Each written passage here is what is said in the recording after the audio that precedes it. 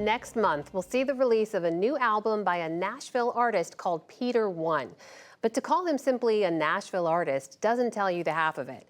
And though he's known as Peter One, he's soon to embark on a most extraordinary second act, playing at the Grand Ole Opry. Special correspondent Tom Casciato has that story for our Arts and Culture series, Canvas. Don't go home anytime. I said many times you decided to go. Here at Rockwood Music Hall in Manhattan, Nashville's Peter One and his band are making Nashville sounds. How Peter arrived at that sound, well, that's a story.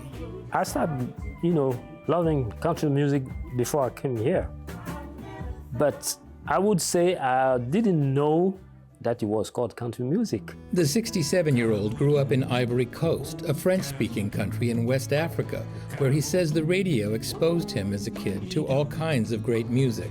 From the region, Gigi Viquet from Benin, Ebois Lutin from Cameroon, from France, Claude François, Mike Brent, and from the U.S. Bob Dylan, Paul Simon, James Brown, Otis Redding, Wilson Pickett, Michael Jackson, even Donny Osmond. Later, the great Nashville singers grabbed him. Don Williams was a favorite. I believe in mom and dad, and I believe in you. With influences that varied, maybe it's no surprise that Peter One developed a unique style that crisscrosses the ocean musically, with vocals you might hear sung in his native tongue, Guru, on one song, English on another, French the next. He got his start in college in Abidjan, the Ivorian capital, where he met a musical partner, Jess Sabi. The duo became a sensation in West Africa with their 1985 release, Our Garden Needs Its Flowers. But political turmoil plagued Ivory Coast.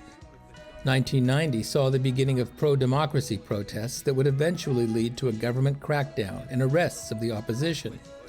That was the year, Peter says, when he founded the country's first musicians' union. I was calling people, explaining what the copyright means, how we can, fight for our own right if we are united. And that thing was good for musicians, but it brought me a lot of trouble on the side because a lot of people were taking advantage of, the chaos. So I became a target. A move to the States followed, where he didn't make it as a musician, but after a job as a security guard and study at colleges, first in Delaware and then New Jersey, he eventually got a job in Music City, not on Music Row as a performer, but in a hospital as a nurse. When you were in Nashville and you were working as a nurse rather than a musician, did you ever feel like, I have failed? No. When I got this opportunity to be in Nashville, I said, wow, God has sent me here for a reason. He has planned for me. Let's do it. He never stopped playing and writing songs, and when a researcher came upon that 1980s album and reissued it on a label called Awesome Tapes from Africa in 2018, it was discovered by the likes of Pitchfork, which called it a joyful vision of a world without borders. And now, after 20 years of nursing, Peter One is finally releasing his first solo album, Come Back to Me, his second crack at stardom, this time Nashville style. One of its tunes is Sherry Vico. It has a traditional country theme. The singer longs for the return of a lover. But when you learn what the words mean in English, they're not exactly Nashville. The song saying, I don't want to separate you from your brother. I don't want to separate you from your father. In my culture, when a man or a woman, you are with someone, it's not just that person, you're with the whole family.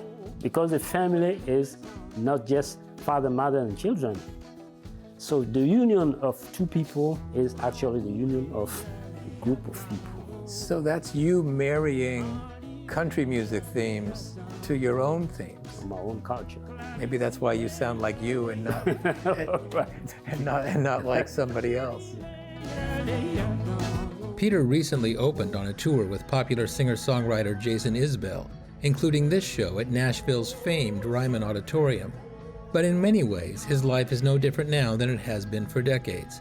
For one thing, he is always writing songs. While I'm doing something, but I don't have my guitar nearby, so I go ahead and record it on my cell phone first.